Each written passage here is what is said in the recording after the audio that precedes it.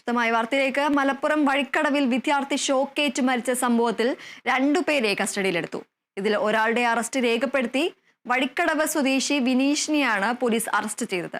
കാട്ടുപന്നി ഇറച്ചിക്ക് വേണ്ടിയാണ് കെണി ഇവർ വെച്ചത്. പ്രതികൾക്കെതിരെ മനഃപൂർവ്വമല്ലാത്ത നരഹത്യക്ക് കേസെടുത്തു. BNS 105 വകുപ്പ് പ്രകാരമാണ് കേസെടുത്തിരിക്കുന്നത്. ഇന്നലെയാണ് വെള്ളക്കട്ടയിൽ പന്നിക്കെണി വെച്ച് വൈദ്യുതി കമ്പിനിൽ തട്ടി 10ാം ക്ലാസ് വിദ്യാർത്ഥിയായ അനന്തു മരിച്ചത്. പരിക്കേറ്റ മറ്റ് 2 പേരുടെ നില തൃപ്തികരമാണ്.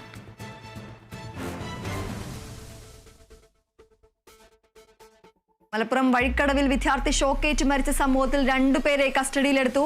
ഇതിൽ ഒരാളുടെ അറസ്റ്റ് രേഖപ്പെടുത്തി. വഴിക്കടവ് സ്വദേശി വിനീഷിനെയാണ് പോലീസ് അറസ്റ്റ് ചെയ്തത്.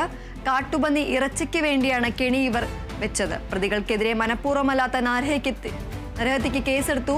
BNS 105 വകുപ്പ് പ്രകാരമാണ് കേസെടുത്തിരിക്കുന്നത്. ഇന്നലെയാണ് വെള്ളക്കട്ടയിൽ പന്നിക്കണി വെച്ച് വൈദ്യുതി കമ്പിയിൽ തട്ടി 10ാം ക്ലാസ് വിദ്യാർത്ഥിയായ അനന്തു മരിച്ചത്. പരിക്കേറ്റ മറ്റ് 2 പേരുടെ നില തൃപ്തികരമാണ്.